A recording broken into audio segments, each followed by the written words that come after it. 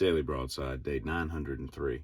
I still contend that one of the greatest adult successes I've ever had in my life is not getting a shot during the COVID era. I'm not a big fan or proponent of inoculations in general, not because they're needles, I don't care about that, but I'm just saying I don't like things going into my body that don't need to be there.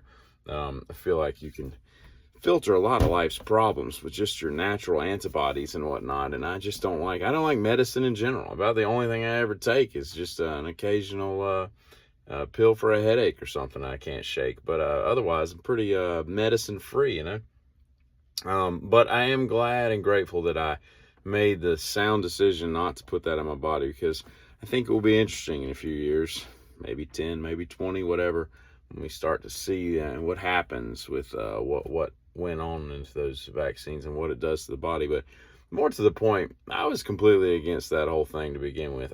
You had to beat me to wear one of them stupid masks. I mean, I carried one in my cars just so that if I had to go somewhere like the bank or something I had to do, that I could get in. But I think the only time I was ever verbally accosted was at my Lidl grocery, which is now closed. They're closing all the Lidls, and I don't understand why, because they're great.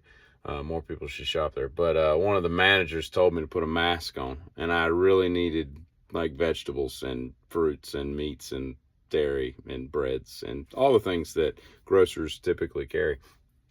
But yeah, and I had to go begrudgingly back to the truck and get one but like even then, all I had was like just this cloth like balaclava looking thing. It was like, this is not doing anything for anybody. This is not a mask. I mean, you ever seen those studies where they like show how much stuff comes through that? I mean, it's not a mask. It's just like anything would pass. Like I put a doily on my face and, oh, thanks for masking up, stay 6 feet apart. We looked so stupid 6 feet apart. We just did, that arbitrary capricious number they came up with. And you can still go in stores today where you still see the stickers and you're like, what did we do? Now I'm convinced that I think it was either a test run for how quickly people can become sheep, and do what they're told, and who like fights back and doesn't just fall in line and whatnot. I think it's partly that, but I think it was to eradicate some businesses and stuff. I think that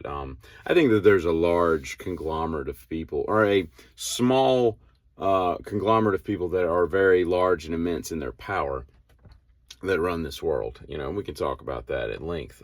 It just is. And if you do more than a cursory glance of what you're being told on the nightly news, which I refuse to ingest, you'll find that there's a lot more stuff, the Vegas shooter, Tower 7. I mean, there's stuff out there, right? Like the government, the Trump assassination is a fascinating one as well. That Thomas Crooks guy, right? Like, I get the feeling that dude was promised he wouldn't be offed, and next thing you know, he's got things going through his body. All I'm saying is, the guy that planned the security for that event was also the guy that took out Crooks. How amazing. I mean, it's just like there's just so much crap going on in this world, right? You just can't trust anything. You can't believe anything. You can't trust anything. And I'm not trying to get on a soapbox or anything, because we don't have time on this platform to do that. But telling you, don't take things at face value. It's crazy. And what was I talking about? I was talking about COVID. I'm just glad. I woke up today. I don't know what I was thinking about. I was just glad that I didn't put a bunch of crap in my body. It just makes me happy, because I feel like just eating well and not doing things to your body that are just adverse to what that biome needs is just all you really need, typically speaking.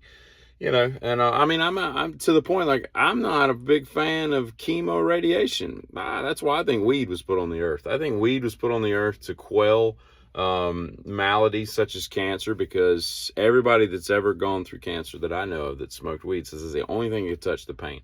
I think that's why stuff like that is on earth. And what happens? Hemp can't even be studied because the DuPont family, like I'm just telling you, like, there's a lot of stuff. You can go down a lot of cool rabbit holes. And rabbit holes, I think they get a bad name. They're not bad things. They're really good. You should go down rabbit holes. You need to get down a rabbit hole. All right. Bigger one, because your head's bigger than that. But anyway, I'm recently discovered that I'm going to be broke soon, because I've discovered Filson clothing. If you know, you know. And I wonder if the people that work for the IRS, those evil beings that, I don't even think that agency should exist, because taxation, I believe, is, last I checked, theft. I love being taxed 9 times on something I own. It's ridiculous, but let's not get started on that either. Now, again, go down these rabbit holes. You'll find that there's a lot more to it. Federal Reserve, the Paul family's been saying it for years. It should be abolished.